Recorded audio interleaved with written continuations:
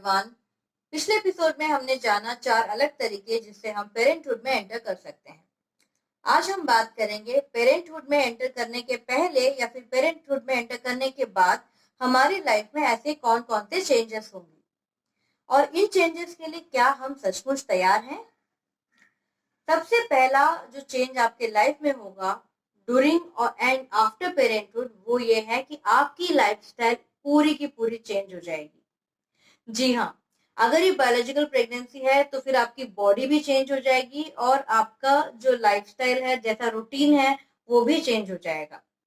तो हम एक एक करके बात करते हैं। सबसे पहले हम बायोलॉजिकल प्रेगनेंसी को लेके चलते हैं।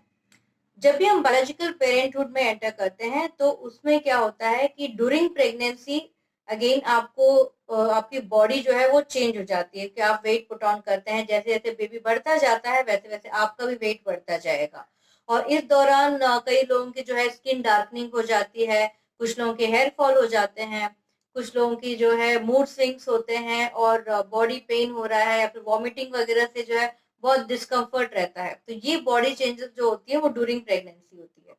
आफ्टर प्रेगनेंसी अगर आपकी नॉर्मल डिलीवरी हुई होती है तब तो रिकवरी थोड़ी फास्ट होती है, लेकिन अगर आपका सी सेक्शन होता है तो again recovery take some time, जिसमें आपको जो आपकी बॉडी का जो फैट का जो पोर्शन है वो जाने में काफी टाइम लगता है और पोस्ट प्रेगनेंसी बाल बहुत ज्यादा झड़ते हैं।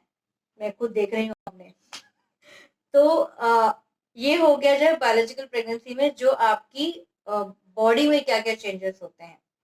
इसके अलावा आपको आपके फूड में बहुत चेंजेस लाने पड़ेंगे। आपके खाने पीने में बहुत सारा रेस्ट्रिक्शंस होगा ड्यूरिंग प्रेगनेंसी। जैसे आप कुछ फ्रूट्स या वेजिटेबल्स आप नहीं खा सकते, जैसे कि बैंगन नहीं खा सकते हैं आप, पाइनएप्पल नहीं खा सकते, ऐसी कोई भी आइटम आप नहीं खा सकते हैं। एट द सेम टाइम आप अल्कोहल नहीं कंज्यूम कर सकते हैं और अगर आप पहले स्मोक करते थे तो आप स्मोकिंग भी नहीं कर सकते हैं at least during pregnancy and post pregnancy, जब तक आप बेबी को फीड करा रहे हो।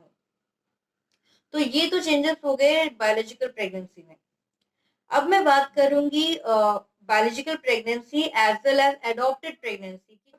जो एक मेजर चेंज आपके लाइफ में आएगा वो ये है कि आपको मी टाइम मिलना थोड़ा सा मुश्किल हो जाएगा।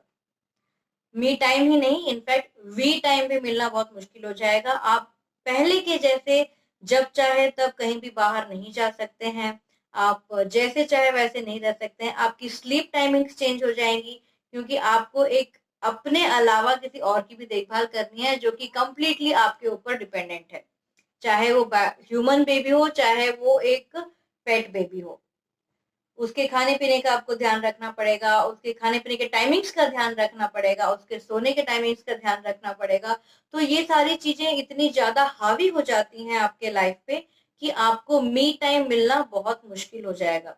हाँ, अगर आपके पास सपोर्ट है जैसे कि डोमेस्टिक हेल्प हो या फिर आपके पेरेंट्स आपके साथ रहते हैं या इन लॉज आपके साथ रहते हैं तो ये जर्नी थोड़ी सी आसान हो जाती है। अगर आप वर्किंग हैं तो आपको फैमिली लाइफ और वर्क लाइफ बैलेंस करना भी थोड़ा चैलेंजिंग हो जाएगा। तो आपको ये सारी चीजें अपने लाइफ में प्लान करनी पड़ेंगी कि क्या आप इन सब चीजों के लिए तैयार हैं और आप पेरेंटहुड में एंटर करते हैं तो आपके पास बैकअप प्लान क्या क्या है, मतलब आपके सपोर्ट के लिए कौन कौन आ सकता है, किस तरह से आप अपना ये सारी चीजें मैनेज करेंगे।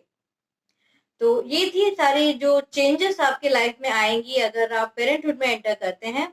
तो नेक्स्ट एपिसोड में हम जानेंगे कि हमें डॉक्टर के पास कब विजिट करना चाहिए if you are planning for a parenthood. तो आज के लिए बस इतना ही। Till then take care and stay tuned to my channel mom story.